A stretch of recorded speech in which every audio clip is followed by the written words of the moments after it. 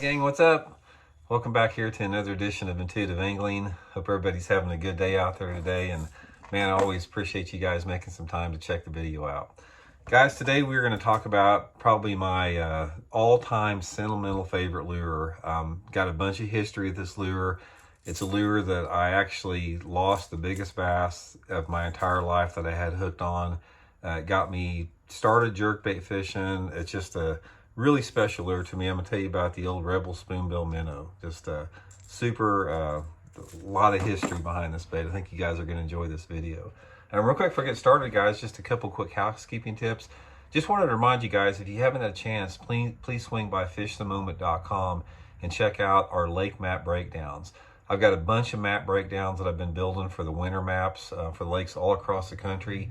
I can do a personal breakdown for any lake in the country that you fish. It's a really good resource to learn more about your favorite lake or learn spots on a place you've never been for.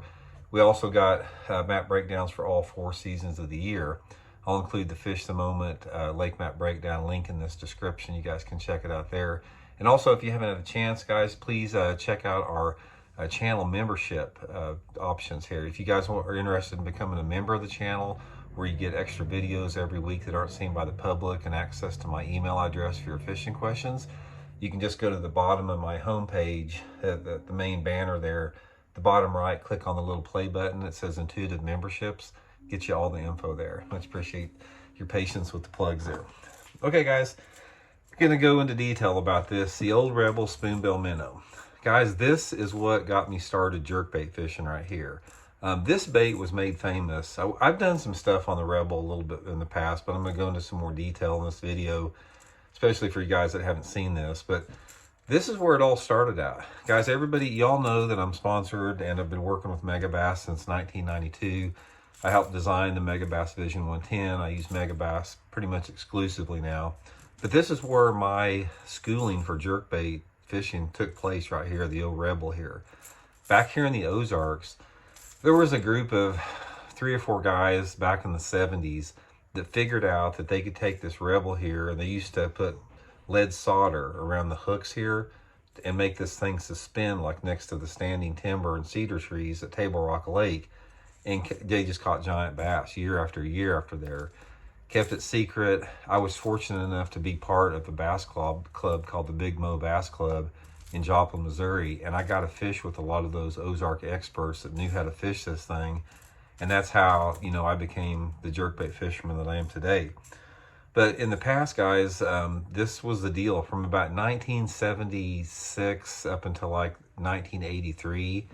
If you weren't fishing this bait right here, you were completely out of the loop, because it accounted for more 7 to 9 pound bass than I have ever seen one lure account for in my entire life during that time frame.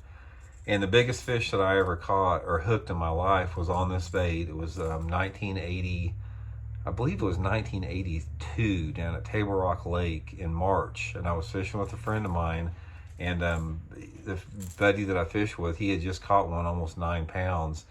And I hooked a bass right by one of those cedar trees that we both estimated to be close to 14 pounds. I mean, it was just an absolute giant when compared to that 9 pounder that my buddy had just caught minutes before. And I lost that fish because these back 2 treble hooks got fouled on each other. And that when that fish hit it, it had the bait in its mouth, but it wasn't even hooked. And I lost it right by the boat here. But anyway, guys, the Rebel, surprisingly, it's still an incredible bass catcher. I still catch a lot of fish on this thing under certain situations, and I'm talking about this in a past tense, but guys, there is an application for this thing that works really, really good even to this day.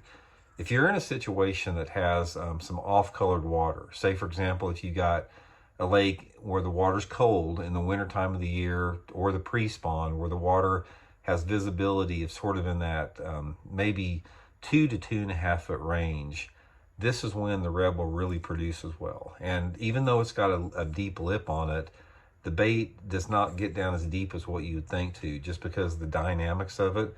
But what I do with this one is I put some lead strips on the bottom to try to get it where I do suspend it. This is one bait that I do like completely suspending. And what I do with the Rebel in those conditions here, you don't fish the Rebel like a jerk bait, like a jerk pause. You throw that Rebel out there and you reel it down and you sweep it like that.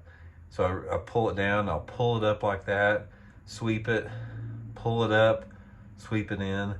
And what happens is when you sweep it, the bait wiggles down like a crankbait, and then it stops like that, and it wiggles down more like that.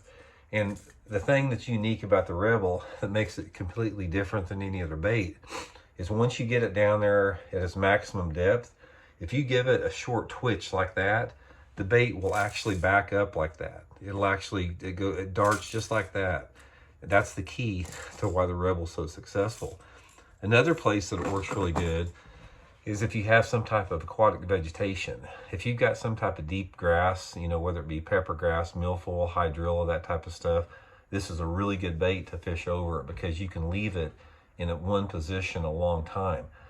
The thing about the Megabass jerk baits, for example, if you weight them or if you put bigger hooks on them, a lot of times they'll sink. But the Rebel is so buoyant that you can suspend it perfectly neutral. And this is one of the baits, you guys have heard me talking even recently about jerkbait fishing, that I don't let it stop very long, except under certain conditions. This is the bait that I'm using when those fish are really, really dormant, where you really have to leave it sitting for a long time. So I'll take this thing and I'll fill up the bathtub sink or something like that. I'll weight it with lead weight on here to get it where it's perfectly neutral. And sometimes in that off-colored water, if the water's in the 40s, I'll let this thing set for 45 seconds sometimes under those conditions, especially if I'm fishing it next to some type of an object on the water. It's a really good thing for that. But guys, I have caught so many big bass on this thing. I've caught more 7 to 9 pound bass on the Spoonbill Rebel than I have any jerkbait, period. Now, don't get me wrong, I've caught, 100 times more bass on the Megabass models, but as far as catching the giants, although I've caught giants on the Megabass, the sheer numbers of those huge bass have came on the Spoonbill Rebel, but that was 40 years ago or something like that. So anyway, guys, there's still a place for it. There's 2 colors. The only 2 colors you need is the black and gold under cloudy days, and then they have a blue back silver sided one. Let me see if I can dig one out here. Oh, I got it buried down in there. Yeah, here it is. The blue back silver side is what we used in sunny days. We kept it simple. We had 2 colors and that was it. So anyway, guys, that's one of my sentimental favorites. Still situational. I did good. We fished a Bassmaster Top 150 tournament at Lake Guntersville, and I finished in the top 10 on that bait on a Spoonbill Rebel. It's been like 20 some years ago. So that's fairly recent in correlation to this bait, but it'll still catch them today. So I hope it helps you guys catch a few. We'll see you.